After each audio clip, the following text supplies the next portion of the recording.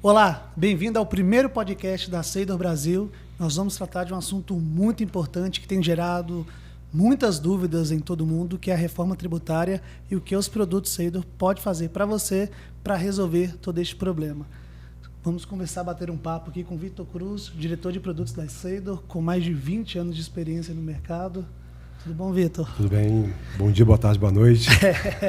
Vinícius Justini, CEO da Textbook, especialista tributário em projetos SAP, arquiteto de soluções on-premise.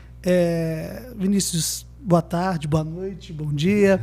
Essa reforma tributária vem para poder mudar muita coisa dentro de uma empresa, né? Olá, Ramon, obrigado. Bom dia a todos que estão nos ouvindo hoje. Bom dia, boa tarde, boa noite. Não sabe quem vai estar ouvindo, mas ouça, aproveite esse podcast. Sem dúvida vai ser um conteúdo bem legal. Obrigado aí pelo convite da Seidor, todos vocês. E sim, é um assunto que vai dar o que falar, já está dando o que falar, a gente está aqui para direcionar um pouco da melhor maneira esses nossos ouvintes. E dentro do seu ramo de impostos indiretos, dentro de projetos, tem muita coisa que vai mudar? Já está mudando, Ramon. Acho que hoje em dia nós temos toda uma questão efetiva de cenário tributário atual, processo atual, que não é revisado pelas empresas há muito tempo. E por não ser revisado, por não estar condizente à atualidade, principalmente quando a gente fala de SAP, né, um dos maiores RPs do mundo, você tem uma necessidade grande de se atualizar no hoje para depois pensar no amanhã. E Ellen Silva, consultora tributária, especialista tributária em projetos SAP e não SAP, empreendedora na Elos Consultoria. É um mundo que mudou também da sua consultoria de cabeça para baixo, né? Sim, sem dúvida. Olá, pessoal. Boa tarde. Bom dia, boa tarde, boa noite. Prazer estar aqui com vocês, falando com vocês, dividindo essa mesa aqui com esse pessoal incrível. E sim, é um mundo que vai mudar completamente. Então, eu atuo bastante aí no tributário e também na parte técnica, né, como consultora. E vai mudar completamente, então a nossa vida vai aí ter muita mudança. Então a reforma tributária não vai dar trabalho, vai ser o nosso trabalho. Daqui para frente teremos muito trabalho, gente, agora, começando a partir de agora. E trazendo essa experiência técnica de consultoria também, voltado muito para negócio, qual que é a pergunta que mais surge aí com relação à reforma tributária? Pergunta que mais surge no momento, que eu já recebi de várias pessoas, é: quando começa? Como começa? E agora? O que eu faço? Qual é o requisito? Qual é o primeiro requisito? E é exatamente isso, né? Pensando nisso, que a gente está se movimentando. Então, enquanto consultoria, qual é o nosso papel hoje, né? A gente tem um comitê montado, a gente está estudando, a gente está acompanhando cada legislação, cada movimentação, porque a gente precisa estar pronto. Então, a gente pensando em obrigação acessória, a gente ainda não tem muitas informações prontas, não dá para a gente começar a escrever, desenhar nenhuma solução, mas a gente tem que estar pronto, acompanhando cada movimentação, entendendo do assunto, discutindo com os clientes e desenhando toda a estratégia de implementação que vai acontecer daqui para frente. Então, acho que é o momento de desenhar as estratégias. Então, é exatamente isso que a gente está fazendo. E a reforma tributária, Vinícius, o que muda dentro de grandes, pequenas, médias empresas? O que os gestores têm que se preocupar com o que vem aí da reforma tributária? Basicamente, Ramon, a gente tem dois cenários de mudanças principais. Um é o período de transição, que a gente vai enfrentar por alguns anos, depois o pós-mudança. Basicamente, nós saímos no cenário hoje que, em tese, seria um cenário catastrófico, mas já é atual, já está há muitas décadas aí em vigor, que temos o ICMS, o ISS, o IPI, PIS e COFINS, alguns de FAOs, algumas variações ali de imposto, e em tese a gente mudaria ISS e ICMS para o IBS, PIS e COFINS para o CBS. Qual que é o grande problema que a gente já iniciou com a emenda constitucional? IPI não morreu. Ele foi levado à alíquota zero, em tese zero alíquota, mas se zero alíquota ele pode voltar em algum momento. E para as empresas que produzem produtos lá da Zona Franca de Manaus, que são comercializados prioritariamente, fabricados na Zona Franca de Manaus, e a indústria está aqui fora da Zona Franca, vai manter esse IPI. Além de termos o imposto do pecado, conhecido efetivamente como imposto do pecado, mas é um imposto seletivo, que já trouxe algumas discussões aí na Câmara dos Deputados e algumas discussões são previstas para o Senado Federal. E para o gestor é o seguinte: ele tem que preparar o bolso preparar o caixa, porque vai ter que investir em novas tecnologias, em modernização de processos e atualização tributária da sua empresa. E onde entra o município nessa briga total? Porque quando foi lançada a primeira versão, os municípios, opa, onde eu entro? Não quero nem que o Estado, nem que a federação repasse esse imposto. Eu quero continuar tendo o meu imposto. E o município nisso? Exatamente. Na verdade, se você pegar algumas lives minhas lá de trás, 2018, 2019, você vai falar que justamente por esse ponto eu achava que a reforma tributária não ia vingar. Por quê? Você tem hoje um município, por exemplo, que tem em média do dia 9 ao dia 15 toda a sua arrecadação. E agora na reforma tributária você tem um comitê gestor que vai ficar responsável por receber esse valor e depois distribuir ali efetivamente aos municípios e também aos estados. Então eu achava muito, eu falei, para mim, na minha visão, sempre seria assim, teríamos uma reforma dos federais, porque é uma competência só, é um ente só regulando e recebendo, ele já tem seus prazos de recebimento e os estados e municípios ficaram de fora. Mas, por força política, eles conseguiram, de fato, entrar lá. O que o governo defende é o seguinte, que no modelo atual, leva-se por período de competência, então mensalmente é que o município vai receber o seu valor. A gente vai ter uma coisa que a gente vai discutir mais para frente, que é o split payment, mas o governo defende o seguinte, como haverá o split payment, todo dia o Estado e o município vai ter dinheiro na conta. É isso que eles defendem e que justificaria ter esse órgão centralizador responsável pela arrecadação. Perfeito. Vocês estão falando bastante de estratégia do negócio, né, das empresas. E você comentou também de comitês que estão sendo criados para avaliar isso. Sim. Quem que estaria nesse comitê?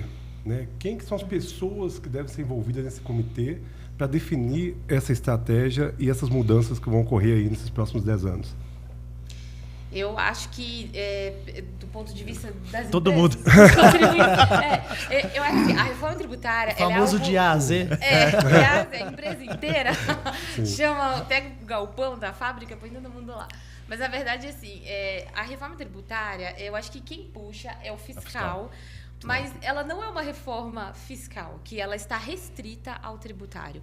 Ela é uma reforma que ela envolve a empresa inteira. Ela vai envolver o contas a pagar e o contas a receber, por conta do split payment. Ela vai envolver logística, ela vai envolver compras, ela envolve comercial. Assim, gente, todas as áreas. Então, eu acho muito importante ali, gerente tributário, área tributária, puxa essa reforma, mas, de alguma forma, ele precisa engajar a empresa inteira. A empresa inteira precisa ter conhecimento da complexidade, do tamanho da mudança que estamos falando para os próximos anos, porque não é uma coisa pequena. Vinícius pode confirmar, assim. Então, tudo que a gente tem hoje de conceito de operações, elas serão alteradas. Então, esses dias eu parei para pensar, coisas que são tão, assim, já normais para nós, por exemplo, comodato. Hoje é tão comum a gente fazer remessa dentro do SAP. Eu tenho lá minha remessa de entrada, saída. Gente, não tem mais remessa. Agora, na reforma tributária, a base é ampla. Tudo é tributado. Tudo, absolutamente tudo será tributado. Então, em 2026, vai ter IBS e CBS no comodato, entende? Então, muitas coisas vão mudar. Então, todas as empresas, todas as áreas da empresa, elas precisam ser envolvidas. A gente tem uma discussão muito grande nas áreas que a gente, as empresas que a gente frequenta, que isso é problema fiscal, não é problema meu. Então, comercial diz isso, clássica, compras diz isso, engenharia diz isso, porque, por exemplo, um projeto no anos passados, que deu muita dor de cabeça envolvendo a empresa inteira, era o Bloco K. O Bloco K é um projeto que envolvia lá da engenharia, planta, fábrica, logística, compra, envolvia todo mundo, produção, qualidade, e era difícil. Agora, assim, não é que vai ser difícil, tem que ser executado.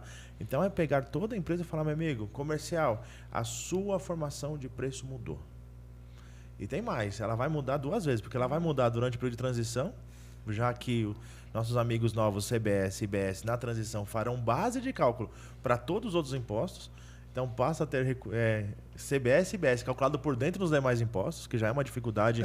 Falando de SAP, por exemplo, você tem quantas empresas não têm esquema de cálculos customizados, fórmulas de cálculos customizadas, IVAs customizados, que o standard não vai atender a mudança. O standard vai atender a mudança, mas o Z dele não vai atender. Ele vai ter que ter um retrabalho ou de voltar ao standard ou de redesenhar o standard, o Z dele, para poder dar conta. E o segundo ponto a área comercial, ela tem que pensar que ela vai vender para o município A, para o município B e para o município C, às vezes a preços diferentes.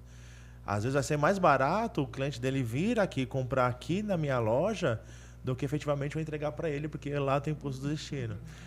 a visão é ampla agora para toda a organização. Perfeito.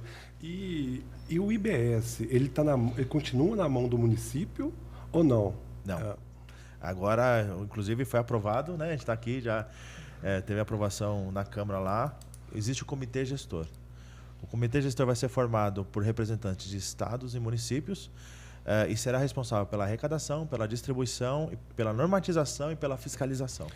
E a definição do percentual cobrado no serviço de cada município, aí fica com o governo federal?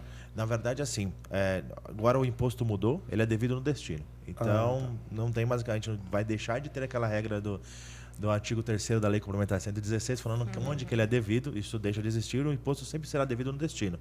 E a alíquota do que é devido é sempre uma composição da somatória da alíquota do Estado mais a alíquota do destino, mais a alíquota do município, perdão.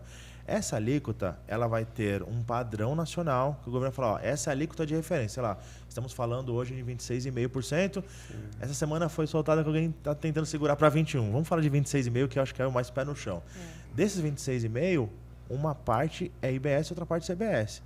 E da parte do IBS ainda tem a divisão de uma parte município e outra parte Estado.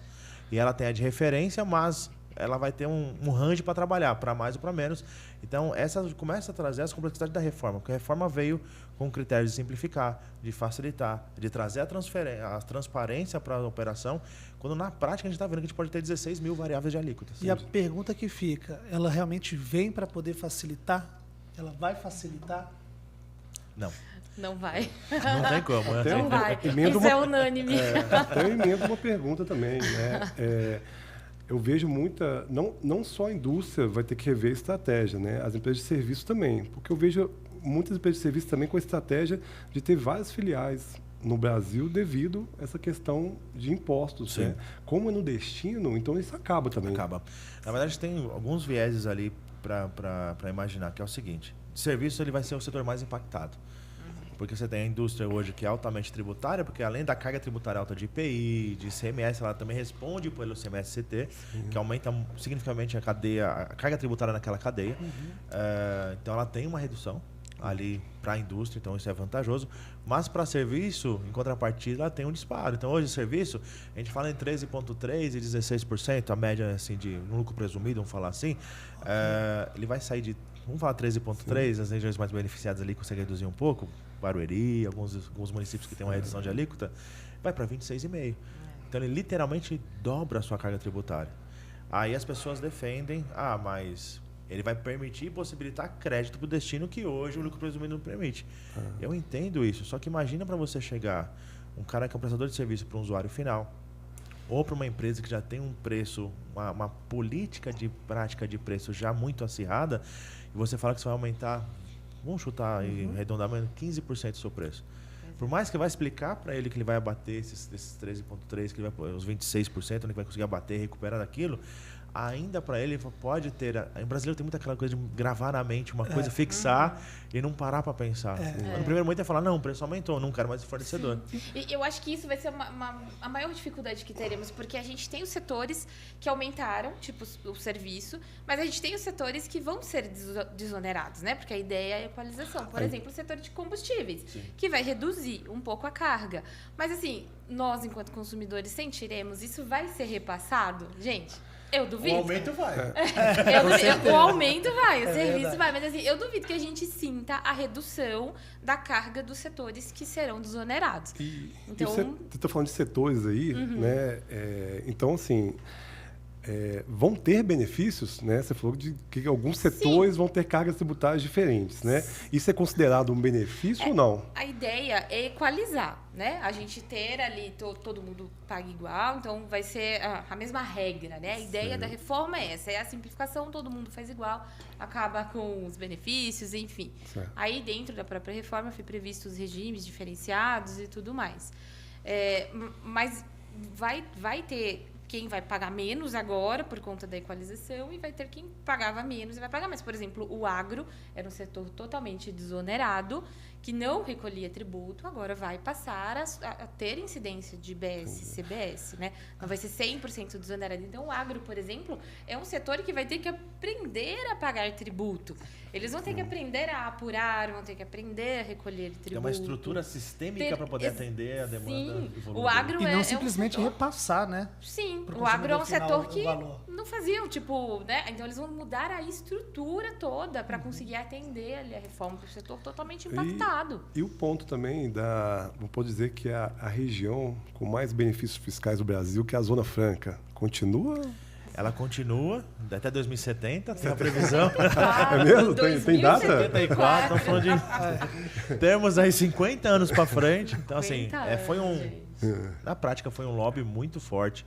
que Não, foi então feito tem ali. a data de 2070 mesmo? Tem. 2074. Não, foi você que tá brincando. Não, é. Foi Tá lá. prorrogado em 2023, houve Sim. a prorrogação por mais 50 anos. O IPI só morre com o fim da Zona Franca. Ah, Então, até tá. lá, a gente tem o IPI E vigente. aí a gente tem a manutenção. Para manter o benefício da região da Zona Franca, você tem um IPI nas outras regiões em contrapartida. Então, você continua sendo um produto mais rentável, tributariamente falando.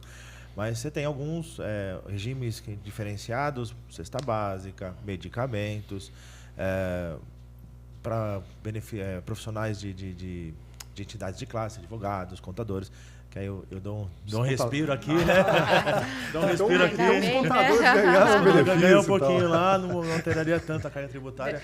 Deveriam ter ganhado insalubridade Sim. também, né? Não, mas- Aposentadoria diferenciada. A gente brinca com a turma, os cabelo branco não é à toa, né? Não tem um cliente ou um imposto, né? Então, cada um do lado aqui.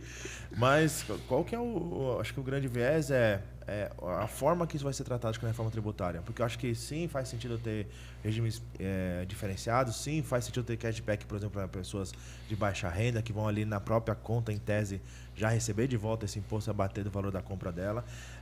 Eu acho isso muito positivo. Qual que é a grande preocupação nossa? Hoje você tem uma gama muito grande de leis complementares que regem tudo isso. Na reforma tributária, isso muda um pouco. Você tem a emenda constitucional que já veio, 132, você tem agora o projeto de lei 108 que está ali, o 68 que estão ali para regulamentar, mas no regulamento, por exemplo, muitas coisas de alíquota. Tem muita Nesse alíquota ponto de é bom. IS, mais ou menos, porque assim, quando eu tenho lei complementar, tem que ter um quórum qualificado, ou seja, Ok. da maioria total, 50% mais um. Para uma lei ordinária, uma atualização de lei ordinária, você tem que ter um quórum simples. Se tiver 3 pessoas, 2 votarem a favor de uma coisa, está aprovada. E aí traz um mecanismo do próprio governo futuro de conseguir, na caneta, mudar a alíquota, mudar o regime diferenciado. Sim. Tem algumas regras pré-estabelecidas para regime diferenciado. Revisão a cada 5 anos, se vale a pena, se não vale a pena continuar. Mas a gente já sabe que, por exemplo, uma empresa que está dentro do regime diferenciado, ela não pode fazer uma projeção mais do que 5 anos. Porque daqui a 5 anos ela pode ter ou um aumento, uma manutenção, uma redução da carga tributária, que vai depender também do governo. E essas mudanças começa a valer a partir de quando? Quantos anos de transição? O martelo vai ser batido da virada total a partir de quando? A gente tem hoje já, então, a Constituição, a reforma já está na Constituição, então a gente já tem um período cravado dentro da Constituição, então ela é irreversível, né? O cronograma que nós temos hoje o Congresso está discutindo, então as leis complementares estão no Congresso. 2026 a gente começa a alíquota teste da IBS-CBS, então vai ser 1% da CBS, 0,1% da CBS, 0,9% do IBS. Ou seja, nesse período de 2026. transição teremos impostos novos. Teremos. Em 2026 a gente começa já ali no teremos- teste. 2026 tá ali, né? Tipo, daqui a pouquinho. A gente acaba falando assim, desculpa cortar, mas assim, ó, Imagina. uma empresa que tem projeto SAP, gente, 1 ano de projeto não é nada. Não é Não, nada. não. A gente está falando que daqui a 1 ano e meio, menos de 1 ano e meio, a gente tem já 2 impostos novos. Novos, não vão ser retirados nenhum. Vão ser Não, 2 não. novos. Exato, novos. exatamente. 2 impostos novos. Com tudo que nós temos hoje, temos os novos. A gente ainda não tem informação alguma de como vai ficar obrigação acessória, tá? Então, hoje, nesse momento, não temos visão. A gente tem muita especulação. O que o governo vende é que ele quer obrigação acessória zero, que eu acho bem improvável. Mas é o que o governo está tentando vender, mas a gente ainda não tem certeza de nada. A gente já tem as NTs publicadas, então a gente já sabe que vai ser possível colocar a CBS e a IBS na nota. Mas 2026 a gente começa a alíquota teste. 2027 a gente encerra o PIS e a COFINS e começa a tributar a CBS integralmente. E continua ainda com a alíquota teste do IBS. Em 2029 a gente começa a aumentar, né? Fazer a progressão da alíquota. Então, vai aumentando o IBS e diminuindo as alíquotas do ICMS e do ISS até 2033. E dentro dessas incertezas, Vitor, que tem muita coisa ainda a ser acertada, a ser conversada no Congresso, dificulta muito a área de produto para ela poder tomar alguma decisão mais efetiva, né? Não, perfeito, Amor. Não só na área de produto, mas na área de sistemas, né, em geral. Então, são muitos sistemas impactados, né, para a reforma tributária. Não é só o fiscal, né? Não é só o fiscal. Não. A entrega do SPED, não é só. Não é só o fiscal. Até pegando, né, esse ponto aí dos prazos, né, a gente tem um ponto, por exemplo, de nota fiscal de serviço. Hoje a gente tem mais de 1.000 layouts disponíveis no Brasil, de milhares de prefeituras, e eu vejo poucas prefeituras adotando o layout padrão. Então, daqui a um ano, todas as prefeituras já vão estar adotando esse layout padrão? Difícil. Então, assim, como, né, a empresa fornecedora daquele produto, daquele sistema, vai decidir, né, realmente seguir só num layout padrão. Investir nesse layout? Investir nesse layout, manter todos os layouts, que caminho eu devo seguir?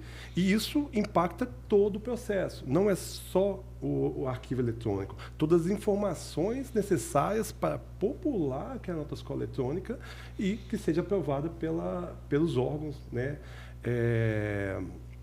governamentais. Então, tem esse ponto. E tem diversos sistemas que estão em torno do fiscal. Vamos dizer assim, do fiscal, por exemplo. É só o fiscal? Não. Tem a parte de faturamento, tem a taxa de produção. Hoje tem um bloco K. O bloco K morre, não morre, né? O governo vai continuar auditando realmente o que se produz, como produz, né? Tem a parte de, vamos dizer, que a gente chama de embalde, né? A entrada da mercadoria, né? Vai ser quais os layouts que eu devo, né, contemplar aqui, como vai ser essa mudança de layout, né? Eu vou ter todas as informações que eu preciso para esse processo. Então, tudo isso tem que ser analisado, né? Que eu digo, vocês falaram que tem um comitê. Quem que é o comitê? É a empresa toda, né? E a gente da área de TI também, a gente tem nosso comitê aqui, vamos dizer assim, a Seidor, por exemplo, tem um comitê que ela não tem só uma área de produto, ela tem envolvida a área de RP, né, onde que tem todos os módulos, os vários RPs, os produtos fiscais. A gente tem CX também, a parte de como a gente vai vender, como que vai ser a venda online. Então, assim, a parte de CX envolvida, tem a parte de inovação também, onde que a gente avalia soluções de IA para também ajudar nessa migração, desse processo.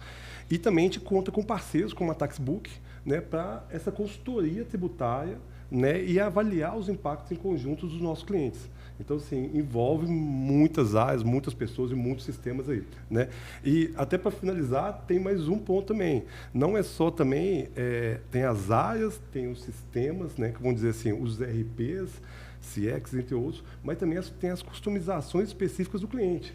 Então, sim, todo cliente tem desenvolvido soluções tecnológicas customizadas para eles que, de grande parte, envolve a parte tributária. Sim. Também, né? Vamos falar da compra, né? Às vezes tem um processo de compra específico, um processo de venda específico que envolve a parte tributária. Isso tudo tem que ser revisitado aí e realmente definido que caminho seguir.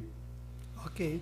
E uma outra pergunta muito interessante, a gente falou de empresas e consumidor final. Hoje no Brasil, eu compro um celular por esses diversos impostos na origem, na saída, determinado estado que eu compro, eu não consigo saber o imposto de um celular. Com essa nova reforma tributária, o consumidor final vai ter uma visão de estou pagando X% de imposto no valor que eu estou pagando num celular? Essa é a expectativa. Uma das premissas da reforma tributária é trazer, de fato, a transparência. Então, nós temos hoje a maioria dos impostos sendo calculados por dentro. Então, você compõe o preço do produto final com a carga tributária. Que não fica visível para o consumidor final. Não é claro, não é visível. Não é claro. E a partir da reforma tributária, principalmente pós-período de transição, você tem clareza. Um iPhone custa R$5.000, vou pagar mais R$2.500 de imposto. Esses R$ 2.500 de imposto, tá claro que eu estou recolhendo ali efetivamente para o governo. Isso passa a ser claro. Qual que vai ser a grande dificuldade? Eu acho que vai ser o costume de saber se eu compro um iPhone em São Paulo é um preço, se eu compro em Belo Horizonte é outro, se eu comprar em Campinas ele pode ser outro. Se eu comprar em Jacareacanga, lá no Pará, pode ser outro preço. Logo, também muda meu preço de compra de internet. Então, olha, a gente fala do consumidor final, mas olha a dificuldade dos provedores, dos marketplaces, dos sistemas em apresentar ao consumidor final qual é o preço que ele vai efetivamente pagar. Qual que vai ser a estratégia? A estratégia vai ser mostrar para todo mundo qual que é o preço sem impostos e na hora que ele vai finalizar a compra, ele adiciona imposto? Dependendo do estado que ele está. Depende do CEP que ele está. Porque no e-commerce, dependendo da localidade, é que vai ser entregue, né? Hoje nós temos essa variação para o frete. Então, você vai ter mais uma linha ali de imposto.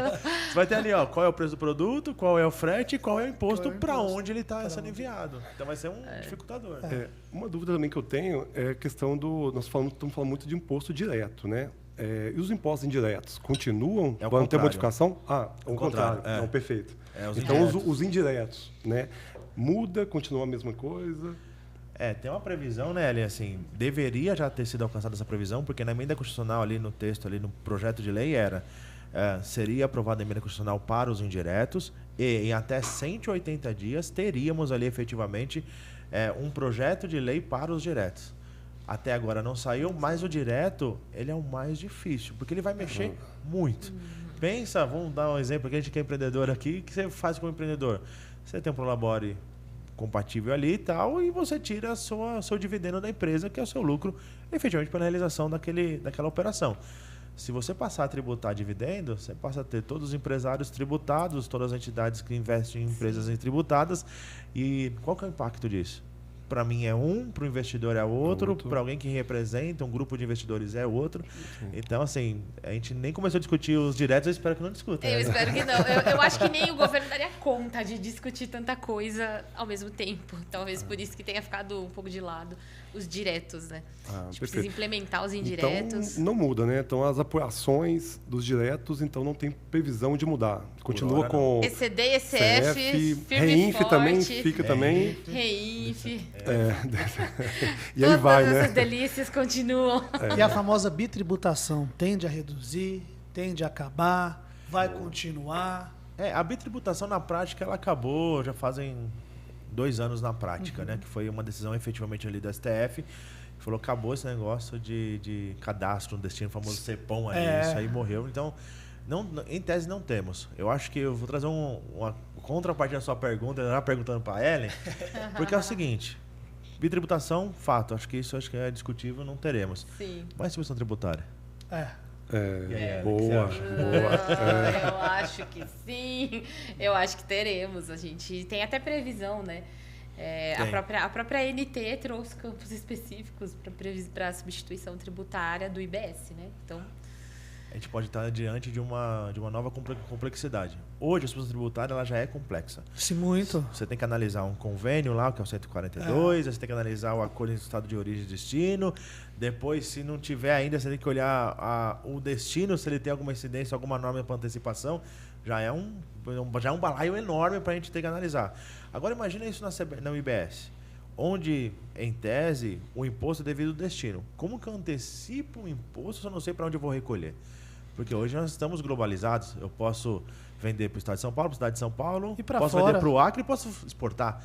Quem não tem incidência tributária. Então, assim, passa uma complexidade de controle que isso eu não consigo imaginar, como que o governo conseguiria... Ou a gente vai pagar para o comitê gestor e quando sair a nota fiscal, ele vai restituir ou ele vai cobrar mais. Então, mas aí acontece que ele vai ficar com o nosso dinheiro antecipado, que a gente já tem o split payment, que já é uma antecipação compulsória. Pois já é compulsório o split payment. Eu acho que a grande expectativa agora é como que o governo vai nos apresentar o funcionamento do split payment, porque todas as fichas do governo estão em cima disso. Então, eles estão vendendo que eles estão preparados tecnologicamente, eles conseguem fazer isso.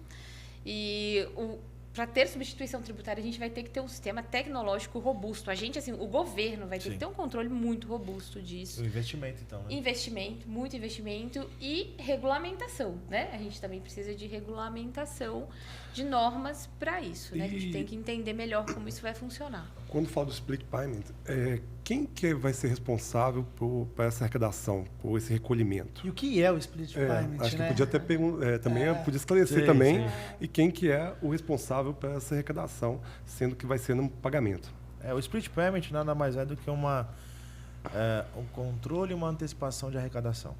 Na prática é isso, ou seja, através de transações bancárias, por boletos, por PIX, por cartão de crédito, já vai cair líquido na conta do destinatário o valor fora imposto. Então, sei lá, prestei um serviço para a Seidor aqui efetivamente, emiti uma nota para ela, a Seidor me fala que ela vai me pagar em 15 dias. Quando a Seidor me pagar aquele boleto que eu emiti, para mim só vai cair o líquido, fora imposto. Então o imposto já vai ser que era devido por mim, seria devido por mim, ficou retido e já pago ali efetivamente para o governo. A gente está diante de uma arrecadação compulsória, de um imposto compulsório. Mudou de nome, mas na prática é isso.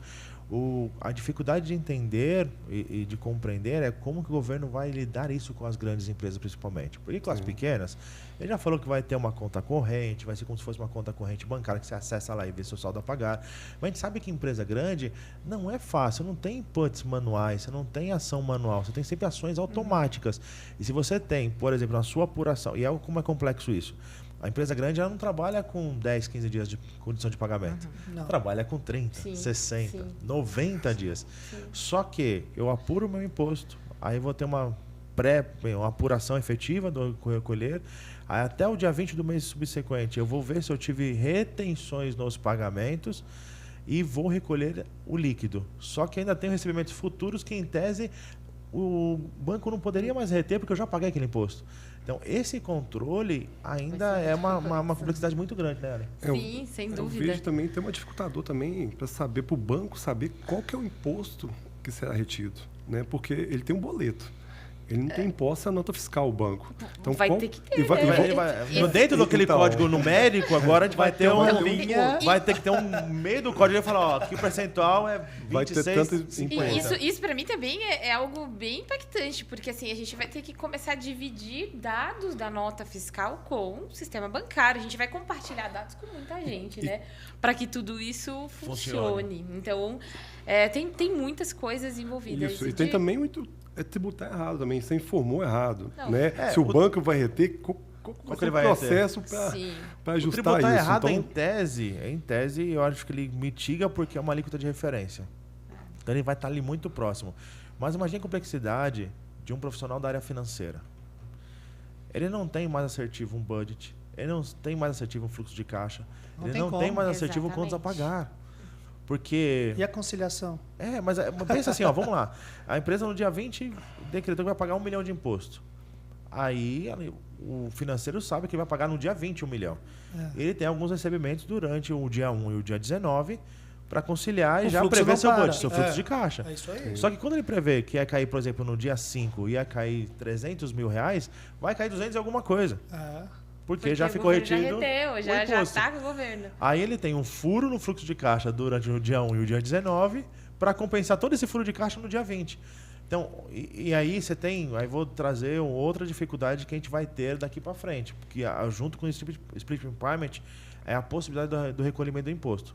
Ele pode ser recolhido pelo Split Payment, pelo remetente ou pelo adquirente. Ou seja, se ele está contratando o meu serviço, ela quer se creditar desse imposto. A partir da reforma tributária, o crédito só pode ser apropriado após o pagamento e recolhimento desse imposto. Ou seja, se ele não pode só pela minha nota reconhecer aquele crédito, só quando eu pagar. Aí como a Seidor quer fazer uma gestão ali de crédito mais adequada, sem ficar com furos, ela faz o quê? Vinícius, eu vou pagar em nome da Textbook o seu imposto por essa nota. Nossa. E vou te pagar menos, né? Eu vou te pagar menos. Vou te pagar menos e já desconto o imposto. Então, assim, parece ser algo muito complexo e assim, é algo que é muito diferente do que temos hoje. Então, é uma mudança muito grande para todos os contribuintes. Sim. E o governo vende isso, a implementação full do Split Payment. Até agora, é o que temos, né? A gente não sabe se vai ser empresas pilotos, se vai começar a conta-gotas, se vai começar, tipo, só com determinadas operações, por segmentos, enfim. Então, até o momento, a ideia é ser implementação full. Então, isso é muito preocupante, porque imagina do dia para a noite você virar essa chave toda. Então, nem todo mundo entendeu muito bem o sistema. É algo complexo, de fato. Sim, e teremos, por exemplo, a Sedo que trabalha muito com retail, a gente vai ter um regime para retail. Já ali no pagamento no caixa, já vai recolher um percentual que não seja os 26, mas já naquele momento, já para ter uma alíquota padronizada já líquida de retenção, porque imagina um retail. Não, quantos retail, cupons emitem por retail mês, vai ser assim. muito Então, assim, já está complexo. previsto que no split payment para retail vai ser, para quem não sabe, retail são os atacadistas, os varejistas em grandes massas aqui. Então, para retail já vai ter um regime diferenciado ainda para a retenção via split payment e para uma alíquota, para ele não ter que apurar o crédito, aquela confusão, ele já ali diariamente ele tem um recolhimento diário do imposto dele. Olha só, outro exercício para planejamento e fluxo de caixa. Vitor, a Seidor está no cenário do mundo SAP Private, SAP Public, que agora muitos estão chamando de ASAP, o direcionamento SAP Grow, SP Business One e também outros RPs. Qual é a instrução, o direcionamento da Seidor quando essas ramificações de clientes vêm até a Seidor para poder perguntar o que vocês estão fazendo com relação à reforma tributária? Não, perfeito. Primeiro, a gente está acompanhando todas as mudanças, né, junto diretamente, né, com grupos aí, comitês da área fiscal, né, com nossos parceiros também, especialistas, né, na consultoria tributária, de BPOs. E a gente tem um comitê interno na Seidor, né, que envolve todos os RPs e todos os portfólios, porque como eu falei, a mudança não é só no RP. Tem lá no CX, na venda online, por exemplo. Nós temos também a parte para varejo, atendendo PDVs, né, vendas B2B, B2C. Então, assim, um comitê que envolve todas as unidades, né, todas as áreas da Seidor, para ver qual que é a mudança em cada um. E tem um ponto muito forte, que a Seidor também tem os produtos fiscais, onde que vão ter as maiores mudanças, e essa equipe está realmente focada em acompanhar as mudanças e, junto com o cliente, fazer as mudanças necessárias, tecnológicas, né, para atender a essa nova realidade. Tá? E a gente tem um ponto aqui, né, importante, que a Ellen comentou, já saiu nota técnica, então já começou o nosso trabalho tecnológico também, aonde que já impacta, né, tanto no RP, tanto nos produtos fiscais, como emissor de nota, como a parte de entrada, de escrituração de nota fiscal. Então, já estamos trabalhando isso, estamos trabalhando também em conjunto com a SAP para realmente entender como será implementado isso dentro do RP, que é muito importante também, principalmente para os nossos produtos, e os prazos que elas vão estar dando aí dentro desses 10 anos para fazer essas implementações. Tá, ok. Hoje nós discutimos, então, os impactos da reforma tributária dentro aí dos negócios para consumidor final, o que vai mudar, o que não vai mudar. Vinícius Chile, muito obrigado pela participação. Como a gente faz para poder encontrar a Textbook nas redes sociais, quem pode entrar em contato? Eu acho que até o ponto também, como que a Textbook pode te ajudar também as empresas, né, nesse momento aí tão crítico de mudança. Hoje nós temos aqui na frente da Textbook toda a parte consultiva tributária voltada para o RP, para o SAP, onde a gente analisa desde os processos sistêmicos até as operações fiscais da empresa, audita essas operações e enquadra ela no melhor formato sistêmico e tributário para dar sequência prevendo já a reforma tributária.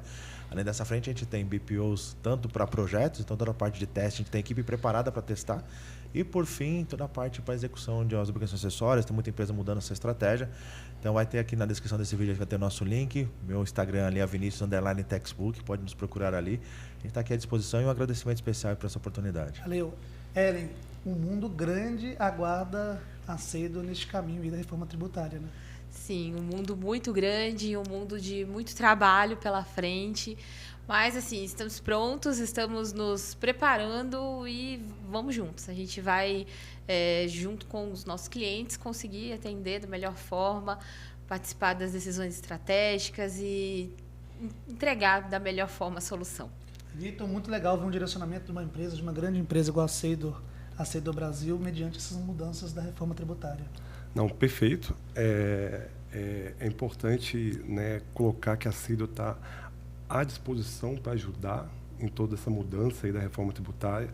Estamos trazendo, né, estamos com iniciativa de trazer os nossos clientes também para esse comitê, para juntos a gente enfrentar todas essas mudanças aí, apoiar em todas essas mudanças. Então, nossos clientes aí de base, clientes da SAP, pode contar com a Seidor nesses próximos anos aí para acompanhar e ajudar nessa mudança. Então acesse nossas redes sociais, está aqui embaixo, clique, compartilhe, faça parte do canal da Seidor. Muitos conteúdos relacionados aos nossos produtos já foram postados e agora aí com essas novas notas técnicas, muitos novos conteúdos a Seidor vai disponibilizar para vocês nas redes sociais. Muito obrigado. Obrigado. Obrigado. Obrigada.